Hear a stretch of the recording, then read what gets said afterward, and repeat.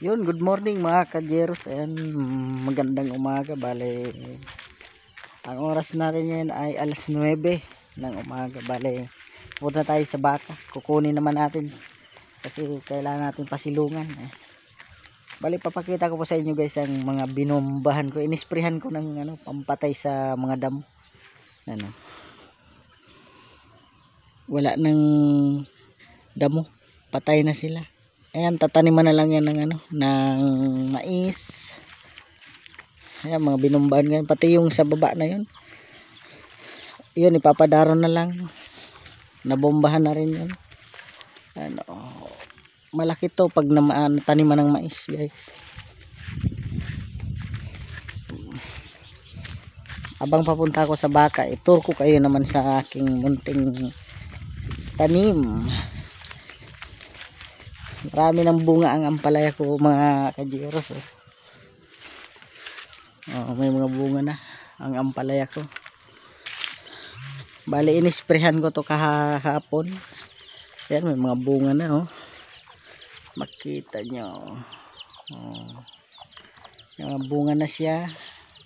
Makakagulay na tayo dito sa ating maliit na ampalaya. Nasa to 50 ka punuan.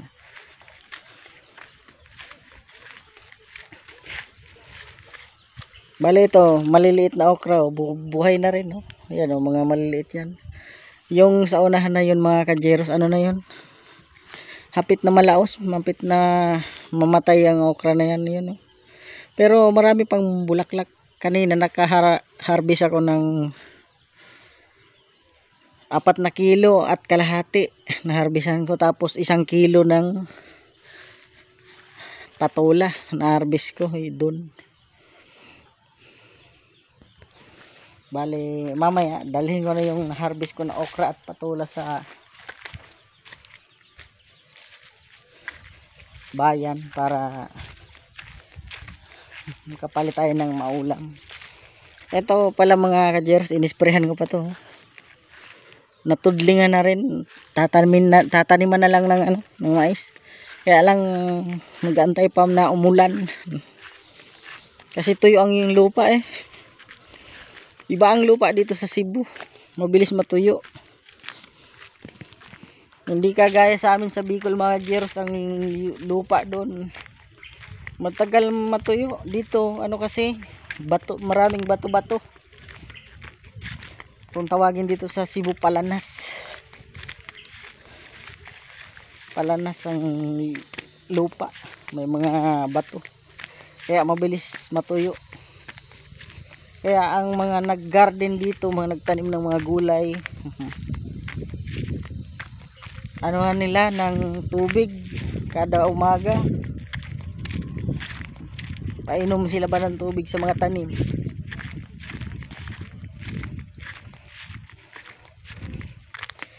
Kailangan dito tiyaga lang.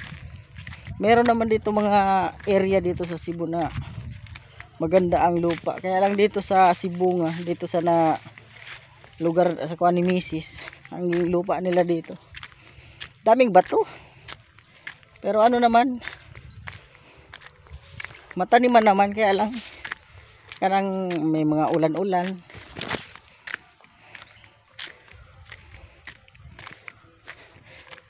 Bale, ito nabombahan ko na rin to mga kajeros. Ito nabombahan na to. Bale, meron na yan mga pataba na ilinagay pero wala pang tanim. Mga pataba na yan mga kung tawagin iti, yung ipot ng manok. Matagal na yan, kaya ganyan ang itsura niya. Yan ang pampataba na ilinagay dito para pagtanim ng mais maganda ang tubo. Ganon dito magtanim mga kajeros, kasi ang lupa dito iba. Kailangan ang abono bago mo siya itanim.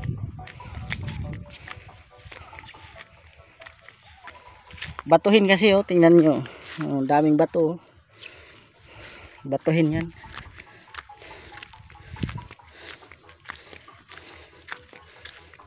Malawak din to pag namaisan. Ako nito namumba, nag-spray ng ano, pang patay sagbot. Pampatay ba sa mga damo. Kung ang tawag sa Cebu ay sagbot.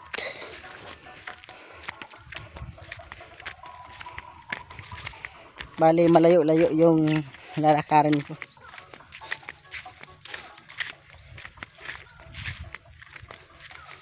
Pagkuha ng baka.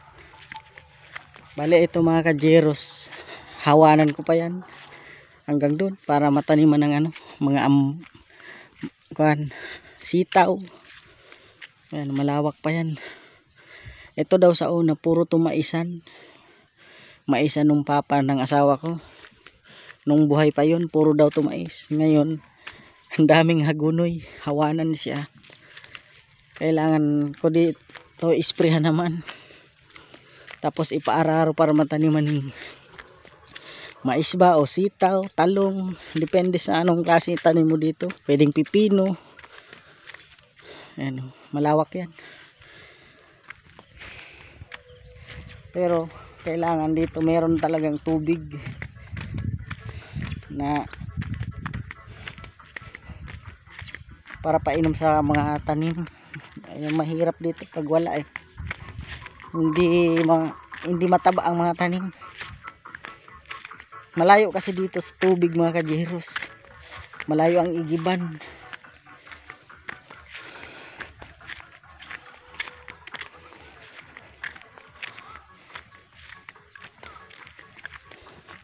Bali malapit na tayo sa baka.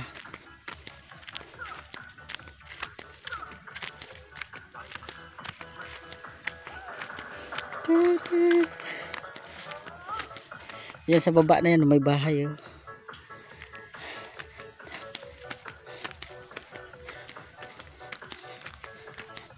Pero mo dyan ako nag-iigib sa bahay na yan para inumin ba. Meron dyan kasi tubig pero malayo yan. Ayan bahay nila oh. May ampalayahan siya dyan sa baba. Bakilid to bakilid. Ayan oh, ampalayahan yan sa baba na yan.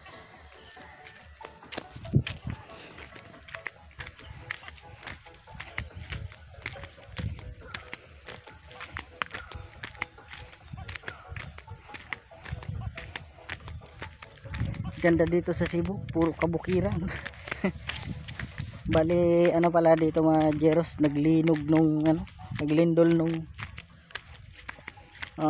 pitsa 30 ng September. Lakas ng linog eh. 6.9 doon sa nasentro ng lindol sa Bugo, Cebu. Maraming namatay. Dito sa amin wala naman. Pero nakakatakot dito kasi matataas ang bukid.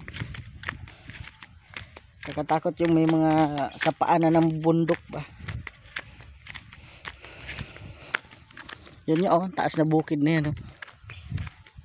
Pero wala naman dyan bahay di banda. Sa likod nun meron na. Puro naman dito kabukiran Cebu. Ang Cebu mga kajeros napalibutan ng dagat.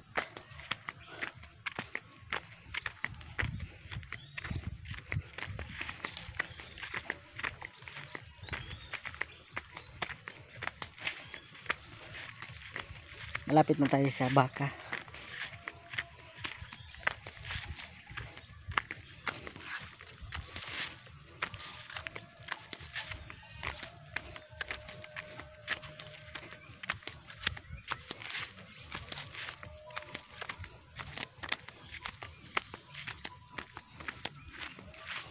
Bali na dito yung baka linagay ni mama. May mga bunga ang bayabas oh.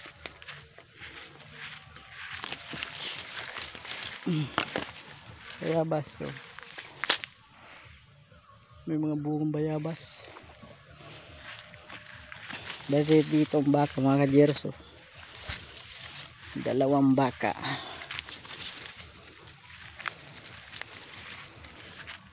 So hanggang dito na lang ang aking video mga kajeros, kasi hindi na ako makakapag-video sa pag ano nitong baka. Maraming salamat sa panonood. Please like and share and subscribe. Maraming salamat.